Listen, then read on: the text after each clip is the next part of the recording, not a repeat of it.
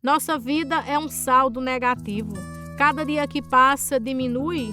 Eu sou hoje menor do que já fui e amanhã outro dia a menos vivo. Muita gente procura um incentivo no dinheiro e nas coisas que possui, não percebe que a vida se dilui e passa a vida a viver sem ter motivo. Quem aqui faz o bem propaga. Se faz mal, é aqui que o mal se paga. Não procure colher se não plantar. Lá no fim, tem um caixa que calcula. Ninguém passa levando o que acumula, mas ninguém passa dele sem pagar.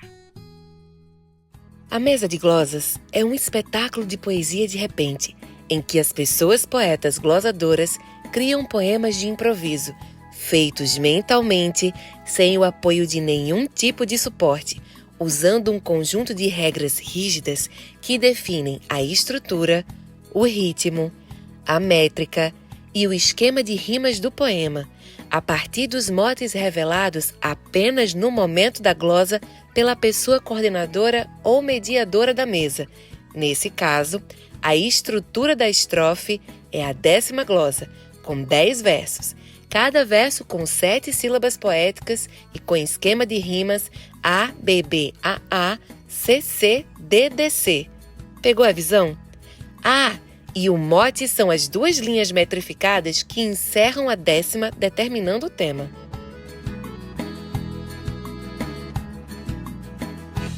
Meu nome é Laura, eu tenho 8 anos. Eu não sei o que é poesia e eu não sei o que é mesa de glosa.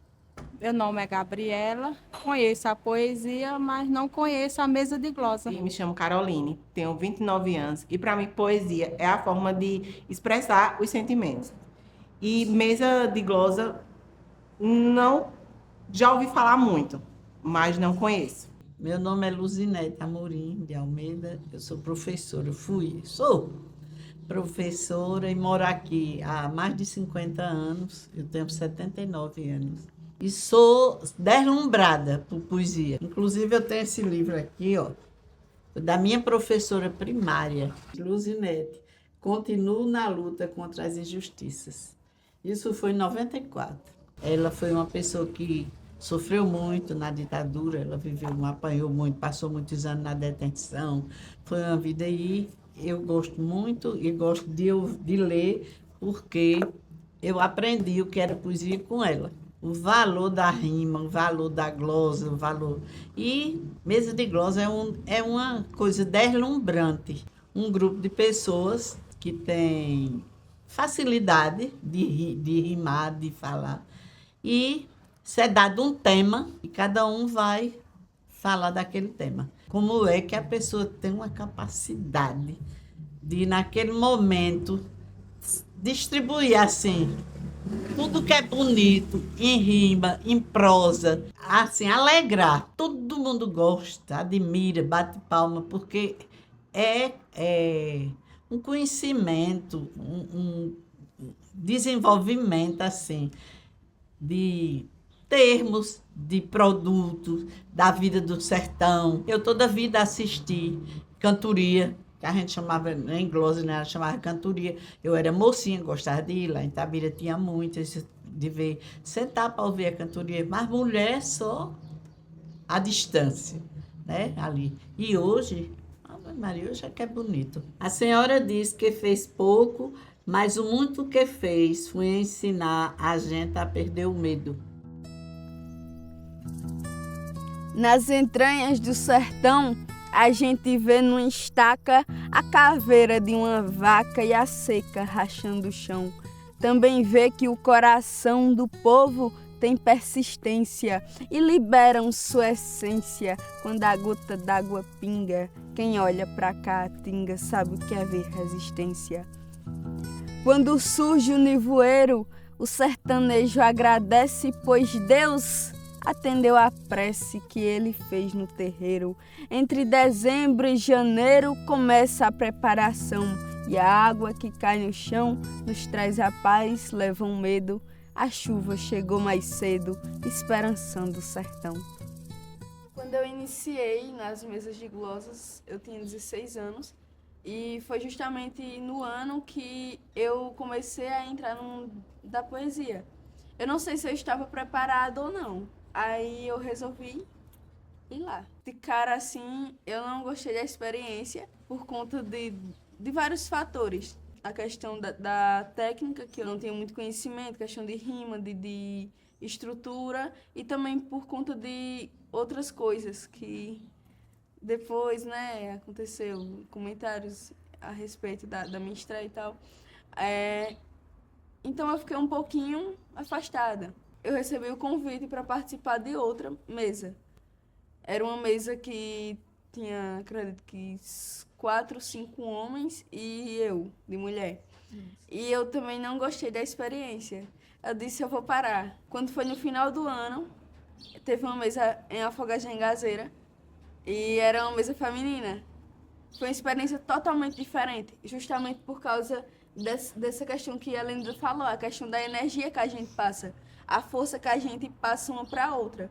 Porque a gente sente quando a outra está precisando de tempo, a questão de a gente esperar o tempo da outra, porque a poesia, ela tem a hora certa dela chegar. Vendo vocês hoje, a gente fica pensando o caminhar de cada uma, o começo mesmo, desafiador de cada uma, mas também a importância de ter tido referências do início dessa trajetória, né? Então, quem foram as mulheres, as poetisas, que fortaleceram vocês, inspiraram vocês e fizeram vocês enxergarem que sim, a poesia é para vocês e é uma vida possível, como carreira artística e tudo mais? Como eu disse, a primeira mesa de glosas que eu assisti, as duas meninas estavam, né? Então já começou daí, Daiane com a poesia característica dela, né? Que chama a atenção, não tem como você não ver que Daiane tá ali. Mesmo que ela não esteja fazendo a poesia, você já viu que aquela poetisa tá ali, né?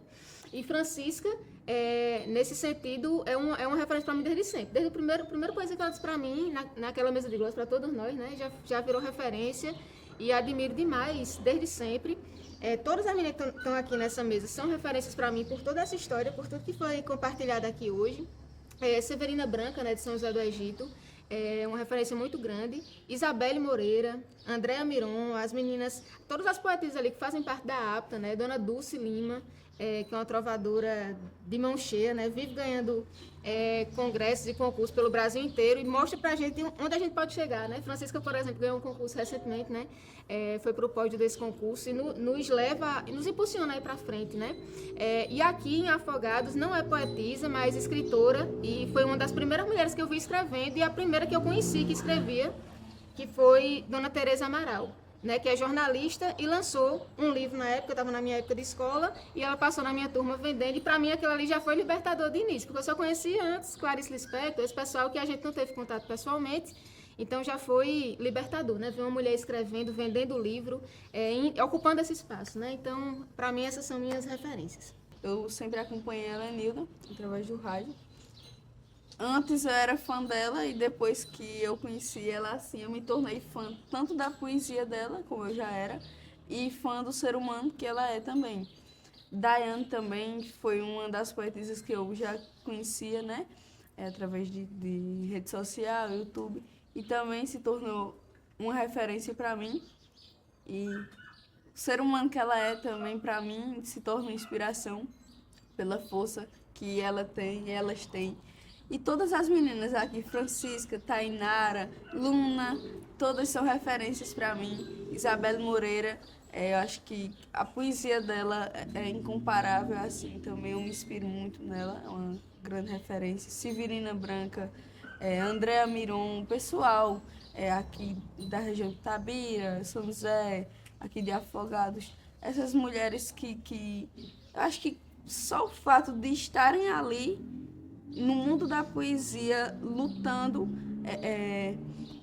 pelo direito, na verdade, acho que já é um fator suficiente para se tornar uma inspiração para mim. Simbolicamente, para nós, Severina Branca, Rafaelzinha, são os nomes assim mais mencionados, mais lembrados, né? Mas referências que eu posso dizer que, de fato, me inspiraram foram as que eu consegui chegar perto, né? Para conviver, para ter experiências, né? E outras conexões. Então, Daiane Rocha, Helenilda, Isabelle Moreira, sem dúvida, são as que eu considero assim que mais me impulsionaram e que eu enxergo como referências que de fato me motivam e que mais me inspiram hoje.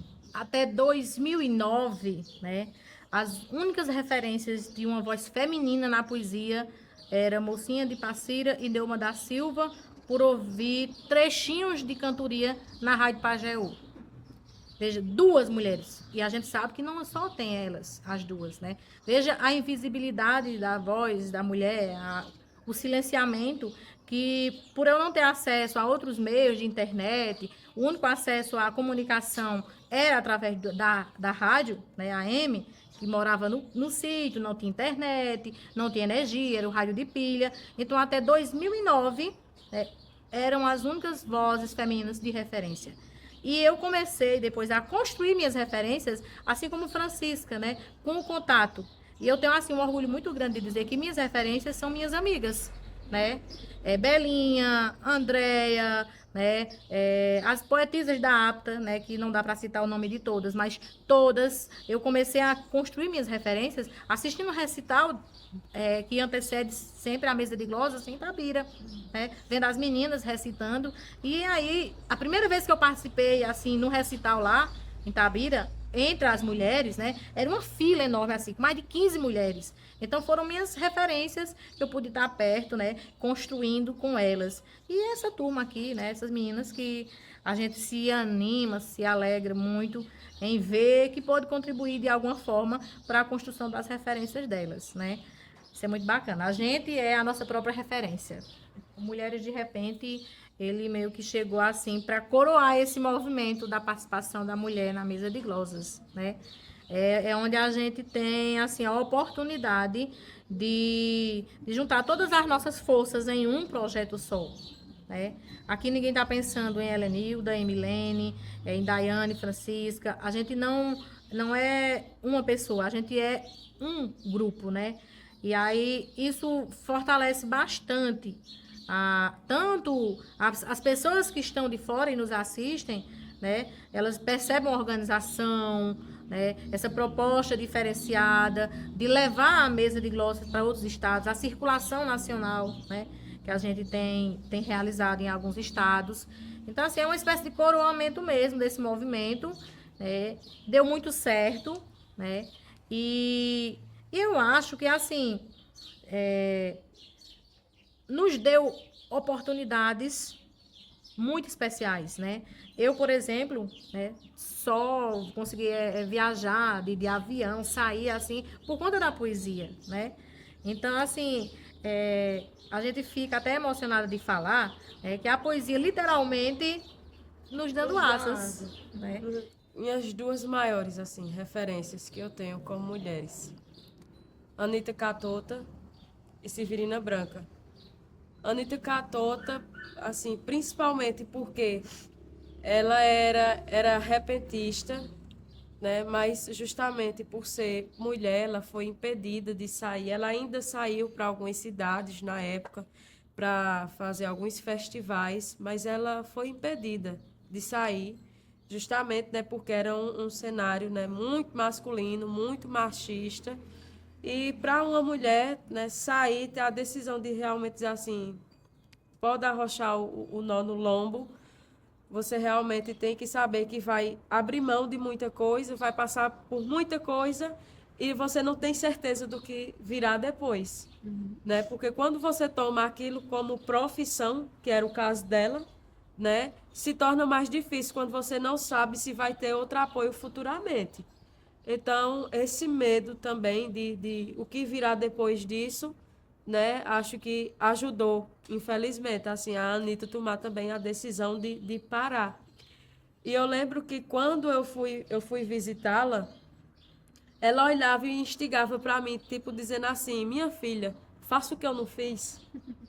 E aquilo ela nem chegou a dizer isso, mas o jeito que ela me cativava, o jeito que ela me olhava e ela saía me ensinando o pulo do gato nas poesias, como diz o outro, né? Eu senti que ela queria, e ela sentiu confiança em mim para tomar a liberdade de dizer, olha, tu vai por aqui, ó, tu vai fazendo isso que vai te ajudar a ser mais rápida.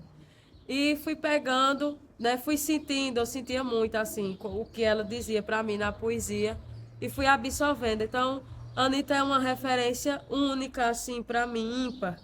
Mas tem Severina Branca, né? Que que, por outro lado, também é uma poetisa que significa muito para o Pajeú, né? Que, inclusive, Severina era para ser também um dos patrimônios vivos do estado de Pernambuco, né? Mas que a burocracia é tanta para fazer dessas pessoas uma referência maior, que tem mais referência anônima do que referência presente que a gente conhece. Severina Branca é uma dessas poetisas. Luzia Batista é uma poetisa também, daqui do Pajeú, que é um símbolo de muita força para a gente, né? Luzia, que também foi impedida de cantar, né? Na sua mocidade, e passou por várias situações que a levaram a deixar o caminho da poesia. Uma das coisas mais interessantes na história de Luzia é que ela é analfabeta. E não enxerga. E não enxerga, né?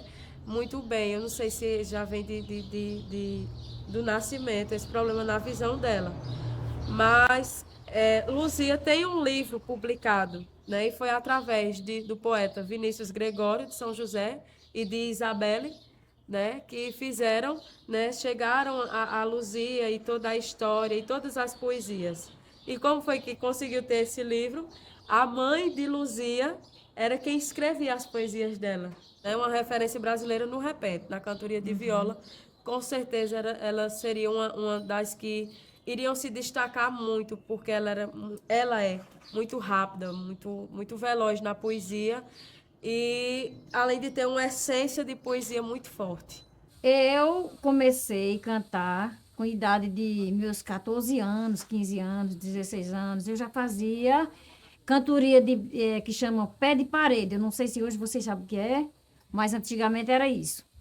Então, eu cantava com vários poetas. Primeiro eu comecei cantando coisas decoradas. Eu ligava o rádio nos programas, eu já sabia os horários dos programas das cantorias. Então eu ligava o rádio e quando eles cantavam aquelas canções que o povo solicitava, eu já ficava prestando atenção a tudo aquilo, né? Então eu decorava com facilidade. Eu era muito decorista. E meu pai comprava uns folhetos para mim na feira, que hoje se chama cordel. Mas é um cordel que tem o quê? Tem 32 páginas, 40 páginas e mais, né? Que se chamava romance. Hoje, romance é outra história, né? Mas nessa época que eu iniciei, era isso aí. Então, ele comprava. Ele chegava em casa com aquele tipo um livrinho. Minha mãe lia para mim, eu ficava só ouvindo aquela história, que como iniciava e terminava. Depois que ela terminava, eu dizia, pronto, mãe, a senhora agora só vai ler a primeira página. Ela lia a primeira página para mim ouvir. Aí eu dizia, ela já sabia, já parava ali. Aquela página, eu aprendia ela só com essas duas lições. Eu já sabia da história da primeira página todinha. Mais tarde, com 2, 3 horas, eu ia para novamente, era a segunda página. E assim sucessivamente, numa semana eu decorava todinha a história. Decorava aquele romance todinho. E decorei muitos. Cachorro dos Mortos, Dimas e Madalena, Coco Verde, Melancia, Juvenal Irene, Cidinha Pirata, muitos que eu decorei. Então, as canções também que os meninos cantavam no rádio, isso aí eu aprendi também, decorava com facilidade. Depois, outro dia, um tio meu falou para meu pai, Manuel, eu quero Luzia na minha casa, tal dia, tal noite, assim, para ela cantar umas coisas decoradas. Eu vou chamar umas pessoas para minha casa, para a gente brincar, farrar, até certas horas da noite. Ela, com as coisas do dom dela, que ela entendeu, de decorar, ter com tanta agilidade, que isso é muito admirável para a gente. Uma pessoa que não sabe ler, não sabe escrever, e sabe decorar todas essas coisas tão fácil. Quando eu chegava num ambiente que eu tinha recebido o convite para cantar, eu tanto fazia ver meio mundo de homem, como ver mundo e meio de mulher. Eu não ligava, não. Eu não temia Eu não temia a cantoria. Eu não temia cantar, seja lá com quem fosse. Podia ser qualquer poeta. Eu não tinha medo de cantar, de enfrentar nenhum. Não tinha. Para mim era mesmo que eu estar contando uma história qualquer. Não tinha medo, não. Então, eu me sentia feliz com aquilo. Eu me sentia feliz, eu me desabafava, eu me sentia, a minha cabeça parece que tinha uma coisa assim me apertando a cabeça, mas na noite que eu fazia uma cantoria eu ficava livre. Eu nunca recebi piada de homem nenhum. Assim, quando como eu já falei, chegasse outro poeta, tinha 2 ou 3 poetas, eles iam cantar um pouquinho, a gente saía para tomar um forro assim do lado de fora. Aí eu ficava assim de rapazes atrás de mim para namorar comigo. Eu respondia para eles: olha, gente, vocês me desculpam, eu não vim trabalhar, eu não vim para namorar, não, eu vim para trabalhar. Então, me desculpa, a gente pode conversar outra vez. Mas agora não. Agora, quando terminava a cantoria, que todo mundo parava, muita gente saía, muitos ficavam, e aquele papo e tal, eu conversava com eles. Mas para receber uma palavra desagradável, para mim, não. Nunca recebi. Nenhuma, de ninguém. Mas hoje está muito diferente. O mundo está mudado. Hoje o mundo está bom demais para umas coisas, mas para outras só está indo para trás. E se a mulher não for segura, ela cai num laço que não tem homem nem mulher que vai desatar o nó do pescoço dela. Ela tem que se segurar bem. Não é isso? Ela tem que se segurar bem para poder não cair na lábia do mundo. Ser mulher de vento e areia, que nesse corpo carrega a dor e o prazer que lega de ser bruxa e ser sereia. É saber tecer a teia, ser o fogo, ser a brasa, é fazer do ventre a casa, do verso e da poesia, renascendo todo dia do poder da própria asa. Como é que vocês se preparam para esse momento do improviso que tem a ver com a construção, com a memorização e com a performance? A gente percebe que tem uma questão que é a técnica, mas uma questão também que é a inspiração. E tem uma relação muito bonita que é o lugar da ciência que se relaciona com o sagrado. E essa ciência que vem na técnica, que vem no estudo, mas também esse sagrado que faz parte do território. Como é que vocês se preparam? Eu sempre costumo falar que a mesa de glosas não é apenas uma apresentação, é um ritual, né? Tem toda uma organização, desde o momento que os poetas são chamados para compor a mesa, né, até o momento de se colocar o primeiro mote, é o início de um ritual. Então, durante esse início desse ritual, a gente está se preparando e emocionalmente você já vai entrando no clima ali, né, para começar a glosar. É tanto que se você tiver em outro espaço e alguém chegar e lhe der um mote e dizer assim, faz uma glosa em tal mote, a gente fica assim numa pressão, sem conseguir, e às vezes não consegue glosar. Porque o espaço, o ritual, toda a magia que tem na mesa de glosas, né, é diferenciado, né? E isso eu acabo, assim, até conferindo mesmo a isso o aspecto do sagrado, né, na composição da mesa de glosas.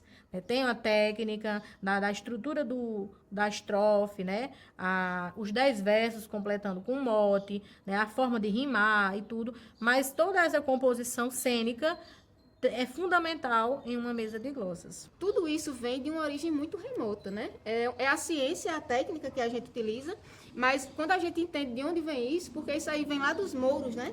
E os mouros que passaram pela Europa, mas eles vêm da África. Então é uma sabedoria muito ancestral e decolonial, inclusive, né?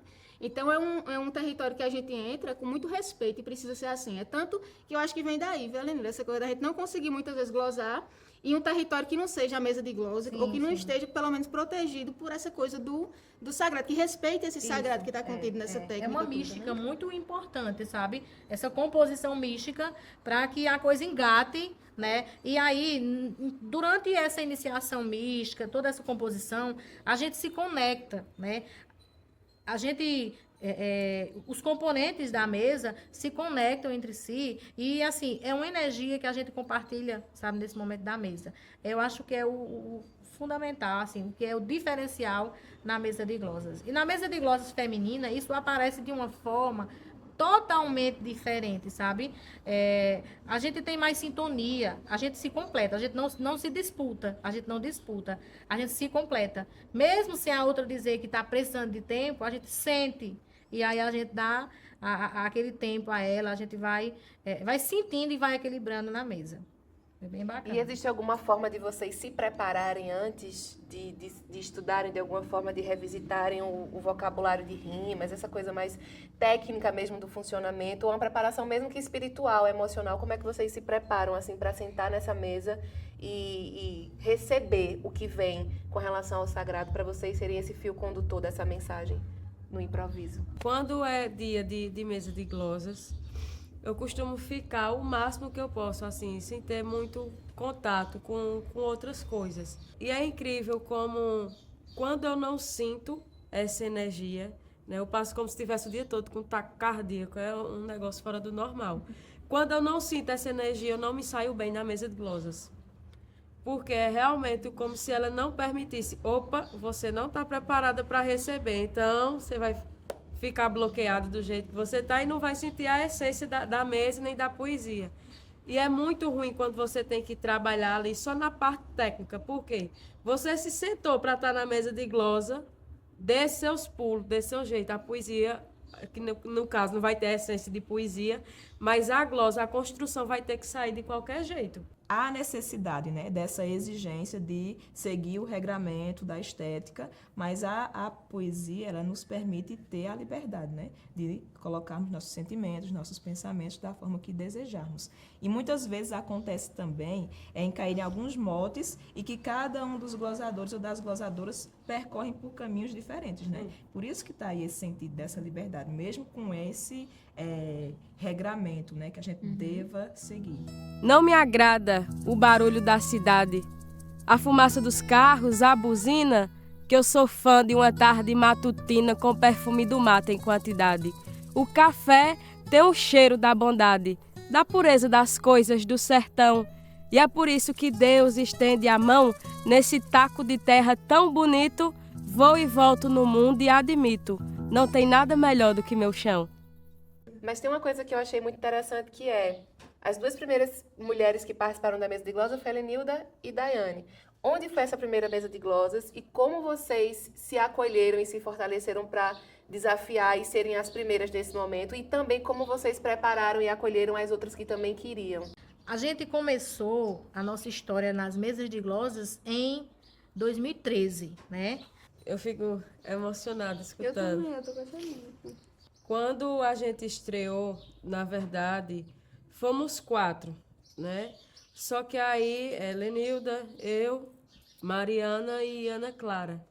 Só que aí, Mariana e Ana Clara usaram uma técnica que não é permitida na mesa de glosas. Após essa mesa, Ana já disse assim, eu não vou mais participar.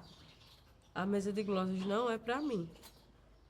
E Mariana só participou de mais uma mesa de glosas em Tuparetama, e depois ela também disse, eu não vou participar, mesa de glosas não é para mim. Então, por isso que sempre fica assim, as duas mulheres que foram para a mesa de glosas, porque a gente foi e permaneceu. A gente participou de uma homenagem à Severina Branca e à Cancão, e a proposta era uma mesa de glosas toda feminina, né?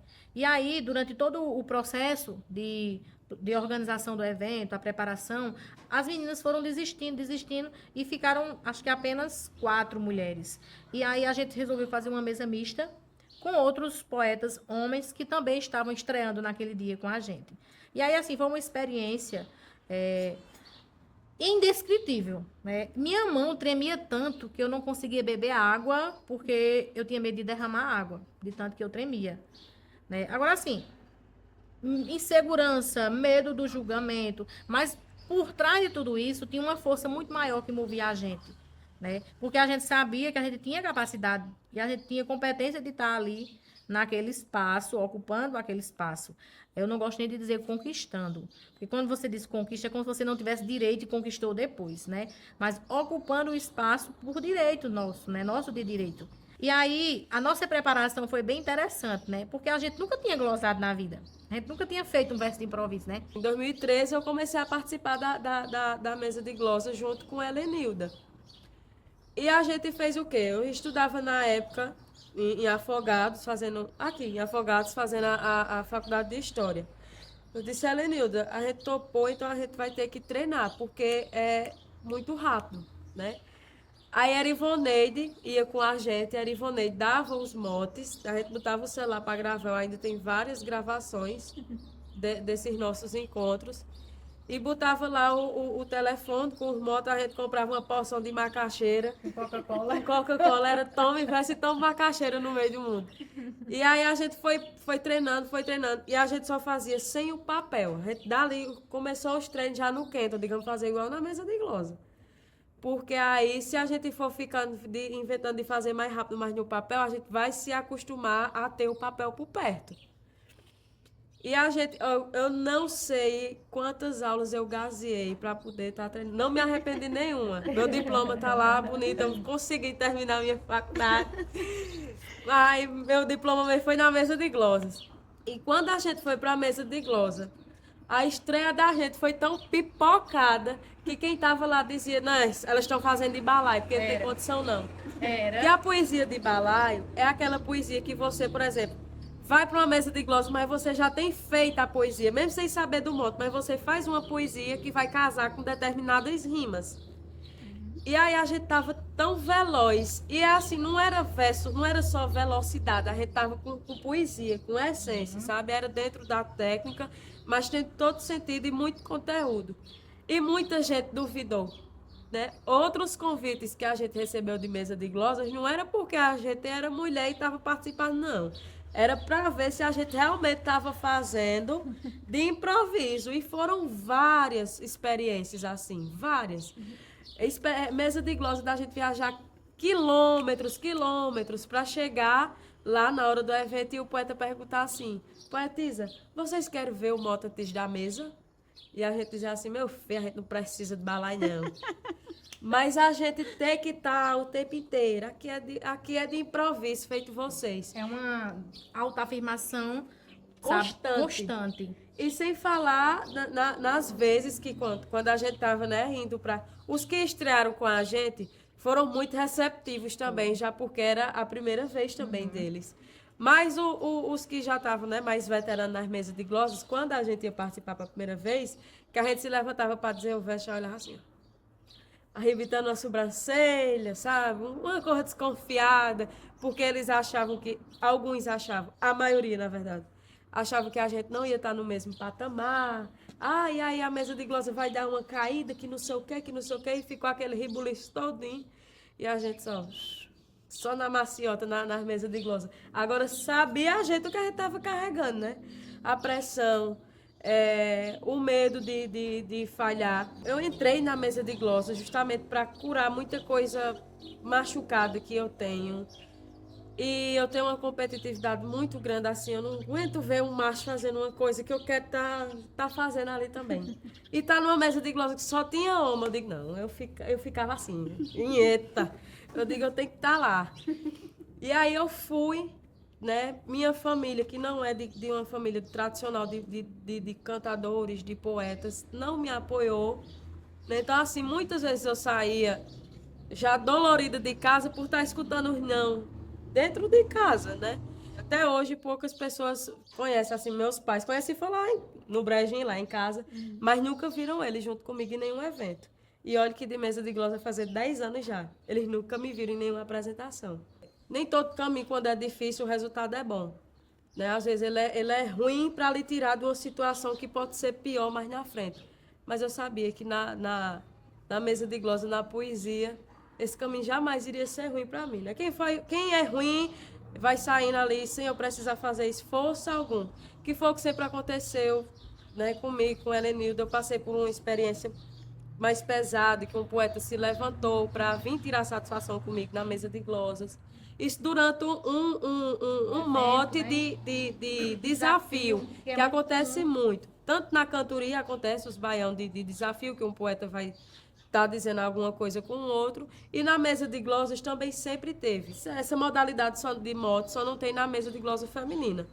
Até porque tem necessidade da gente estar desafiando uma a outra. Mas na mesa mista tem. Principalmente na mista. E aí, quando você, um poeta, falar para outro poeta que ele não é bom, ele dá risada. Mas uma poetisa falar para um poeta que não é bom, isso dali é a maior afronta do mundo que ele está recebendo. E ele quer que você peça desculpa na frente de todo mundo.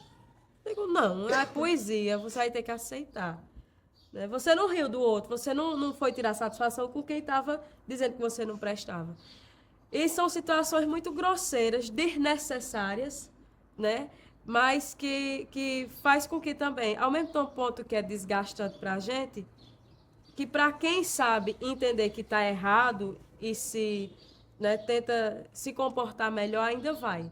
Mas tem muitos que ainda continuam com a mesma tecla, com aquele mesmo pensamento fechado de que a poesia, de que a mesa de glosa, quando é com mulher, demora mais. Você, inclusive, assistiu uma mesa de glosa que eu fiz ela quase toda chorando, porque uma pessoa na plateia ficava dizendo que ali não era meu lugar. Eu fiz a mesa de glosa todinha chorando, mas eu digo, daqui eu não me levanto. Eu só levanto quando essa mesa de glosa terminar. E assim eu fiz. Mas é muito dolorido. São situações que não precisava estar passando. Mas que, de certa forma, todo esse sofrimento, né, essa foice da poesia saiu cortando, né, esses matos para que as meninas não passassem por essa situação. Porque eu passei porque eu sou determinada. E eu escolhi esse caminho da poesia para seguir. Mas se fosse uma outra poetisa que estivesse escolhendo por hobby, ela teria recuado. E eu nem sei se a gente estaria fazendo o time que a gente faz hoje, nessa unidade, né? A mesa de glosa feminina ela é diferente porque ela tem muita unidade, é muita soma. É tanto que a gente se ajuda até na questão da rima, né? Quando uma ou outra esquece uma rima e diz uma rima aí. E a gente espera, a gente sabe ser muito companheira uma com as outras. Mas foram, assim, essas experiências que me levaram a continuar. Sofrer a questão do preconceito por ser mulher. Na primeira mesa que eu participei, depois eu fiquei sabendo, né, que teve pessoas, inclusive que estavam na mesa, que ficaram falando que eu tinha errado isso e aquilo, que eu não sabia fazer, que eu era iniciante. Eu tinha acabado de entrar no mundo da poesia, então acredito que aquilo podia ser uma coisa relevável. E também eu fiquei triste com um comentário de uma pessoa que eu não sei quem foi, mas uma pessoa que estava na mesa me disse que uma pessoa que estava assistindo, que não faz parte do mundo da poesia, disse que aquilo não era para mim. Uma mulher, inclusive. E eu fiquei mais triste porque ela é mulher. Porque a gente aqui, a gente se apoia, porque a gente sabe que a gente enfrenta todo dia um desafio por ser mulher. E foi algo que me deixou um pouco para baixo. E eu me senti desmotivada, né? Mas eu sempre me inspirei nelas.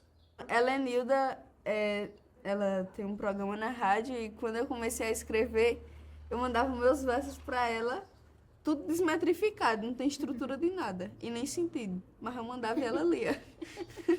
Aquilo me dava uma motivação enorme. Lá em casa não tem internet. Eu morava no sítio, eu pegava a internet da casa da vizinha. Isso era meio-dia, no sol quente, e eu pegava a internet e eu mandava mensagem para a Helenilda, para ela dizer meus versos na rádio. Ixi Maria, e eu mandava uma mensagem e corria para casa para escutar. Eu me inspirei muito nela no começo, principalmente. Daiane também já acompanhava ela bastante no YouTube. E hoje eu vejo que a força da gente vem aumentando a cada dia. Começou com 2 e agora a gente tem esse time aqui. E eu sei que vai aumentar, porque a gente já está vendo que tem outras mulheres que estão com a intenção de entrar, porque elas se inspiram também na gente. E eu acho que isso é uma coisa essencial, a gente poder mostrar a nossa força para outras pessoas. Não só no mundo da poesia, mas também em outros sentidos. A questão de não desistir. A gente hoje ainda recebe muitos olhares, né, de dúvida, questionando a nossa capacidade, ainda é presente, mesmo que não de forma evidente, mas a gente ainda percebe, né? Alguns ainda tentam camuflar suas atitudes, né? Os seus pensamentos, mas a gente sabe que eles são presentes, inclusive entre parceiros, né? Embora nós tenhamos muitos que nos apoiam, que nos estimulam e que acabam também fazendo com que a gente possa caminhar fazendo essas articulações. Trazendo essa questão da diversidade, inclusive pensando em interseccionalidade, além do fator gênero, essa questão da temática do racismo que vem e que traz também uma simbologia muito importante em ter Francisco como a primeira mulher negra participando de mesa de glosas. Como é que isso te atravessa também, assim? Interessante. O quanto que a poesia nos desperta enquanto consciência. Eu lembro de ter visto uma matéria, quando a gente foi inicialmente realizar uma mesa de glosas em Garanhuns, e tinha justamente esse título, de que eu era a primeira mulher negra a participar de uma mesa de glosas. E aquilo me impactou de certa maneira, quando de fato eu olhei para aquele título e me enxerguei. Porque a gente passa, de fato, né, por essas situações de negação da negritude, e é todo um processo, até a gente, de fato, conseguir essa identificação, né, esse encontro com nós mesmos, né, com nossa ancestralidade, com os nossos antepassados.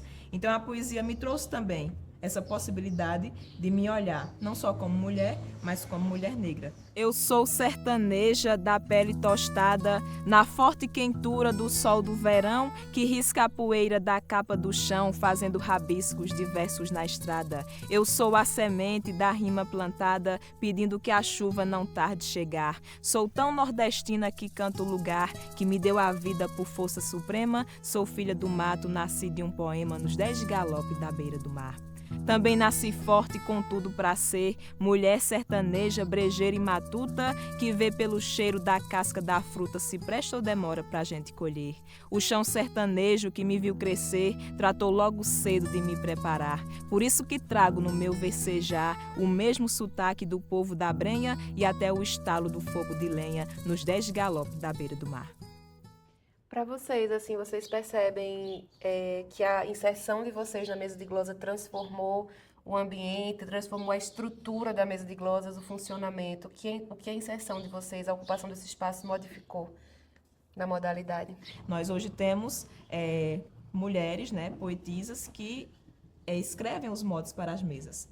E também de mediação, porque a gente via anteriormente que as mulheres elas participavam apenas na intercalação entre um mote e outro, quando os glossadores estavam lá pensando, como se fosse apenas uma participação que não tivesse tanta notabilidade. Mas hoje eu acredito que esse protagonismo ele se nota especificamente nas questões de autoria dos motes, né, não só da participação e da quantidade que nós temos hoje, como também das mediações das mesas e nessa motivação que a gente consegue ver, né, através de outras mulheres que chegam a nós demonstrando interesse em querer participar, inclusive mulheres de outros estados. Então, a poesia está a serviço, né, dessa inclusão. Então, a gente tem que pensar com essa perspectiva. Tanto é que não podemos entender que a poesia, porque tem essa nossa região do Pajeú, né, com esse sagrado, com a sistematização da mesa também, particularmente feita aqui no Pajeú, que ela deve se limitar apenas ao nosso espaço, né, geográfico, mas se estender e ganhar ramificações. Tanto é que as mulheres que começaram a querer, né, essa participação, a se interessarem, elas não são apenas mulheres do Pajeú, outras mulheres do Rio Grande do Norte, da Paraíba, né? E agora nós poderemos alcançar uma outra mulher lá no Agreste, né? Então, não ficar só nesse cenário poético do Pajeú e achar que a poesia de improviso, ela pertence só a essa micro-região. E, se tratando especificamente desse cenário, né, da poética feminina, mostrar de fato, né, que nós não podemos ficar nesse local, né, subjetivo. Então, a gente precisa, de fato, tomar rédeas, né, e buscar formas de cada vez mais estarmos atuando e protagonizando esse cenário. Eu também chamo a atenção para uma outra questão importantíssima, foi a inserção de muitas temáticas na mesa de glosas, como o machismo. né? Não existia. Você pode procurar aí nos vídeos de Mesa de Glória de 2013 para trás. Você não vai encontrar nenhuma, falando sobre o machismo, falando sobre o feminismo, empoderamento feminino. Você vai ver a mulher como uma figura de desejo, de objetificação. Você vai ver a mulher como uma musa inspiradora, sabe? Naquele lugar romântico, né? Uma visão romântica que a gente sabe que não é a que corresponde à realidade.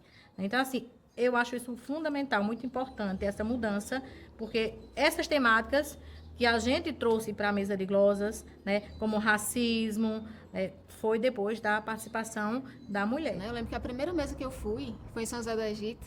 Tinha, acredito que de mulher, a gente tinha só Daiane e Francisca nessa mesa. Foi uma mesa na festa de Louro.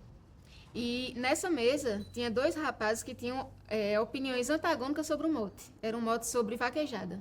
E aí eu lembro que tinha um vaqueiro e um estudante de história. E aí o estudante achava que era uma violência, né? A vaquejada contra os animais e tudo. E o vaqueiro, não, é o que ele fazia, né? Acho absurdo essa contrariedade.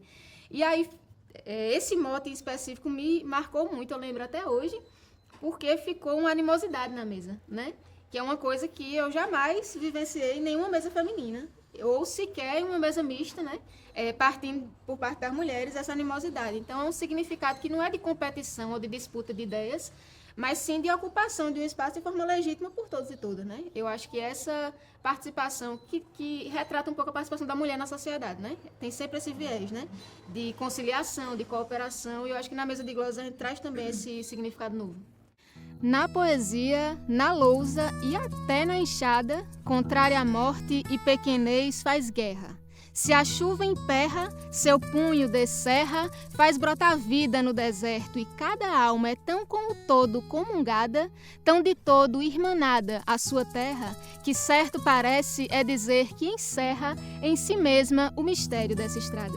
Se acaso acaba o mundo nesses dias, aos sertanejos, Deus, tu chorarias no embalo de uma glosa derradeira.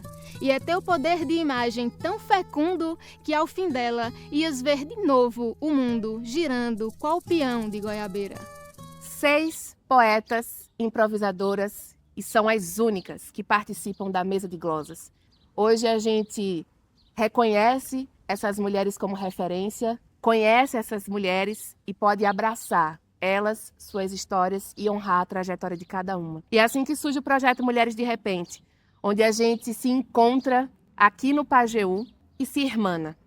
Uma mesa, uma modalidade de poesia, de improviso que descende da glosa e que se transformou numa tradição, onde, a princípio, desde 1997, só homens exerciam esse poder da palavra improvisada. E agora a gente tem Helenilda Amaral, Francisca Araújo, Daiane Rocha, Milene Augusto, Tainara Queiroz e também Erivoneide Amaral, como vozes do presente, do hoje, do agora, mudando essa história para o futuro.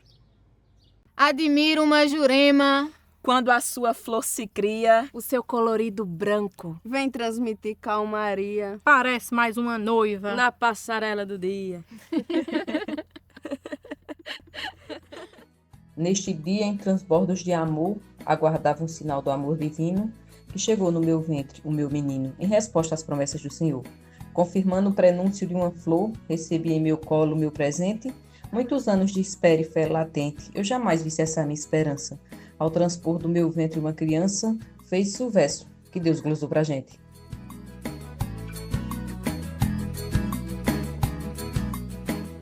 Nossa voz vai ecoar das veredas do sertão. Como o carão quando chove, canta ao som da invernada, a nossa voz é marcada por uma força que move. A poesia nos envolve feito rama de feijão que quer subir no pendão do milho para balançar. Nossa voz vai ecoar das veredas do sertão. A nossa voz predomina em todo e qualquer terreiro. E no solo pajéuzeiro vive a força feminina. Nos foi dada essa sina de versar por este chão, transmitindo inspiração com o nosso versejar. Nossa voz vai ecoar das veredas do sertão. A força da minha voz Vem da força da Jurema, é feito uma siriema que canta e corre veloz. O meu repente é feroz, feito o bico do cancão, que a cobra não dá perdão, lhe belisca até matar. Nossa voz vai ecoar das veredas do sertão. A poesia feminina, do inverno à primavera, do real faz a quimera, dos vaqueiros conta a sina, sangra o rio, esconde a tina, desabrocha outro botão, feito um dengo de paixão, o pormenor faz saltar, nossa voz vai ecoar das veredas do sertão. Brota ritmo e melodia aqui na mesa de glosas, e os versos são feitos rosas no jardim da poesia, pois tudo que a mente cria tem toques de inspiração, mostrando a força do chão que fez Luzia cantar. Nossa voz vai ecoar nas veredas do sertão.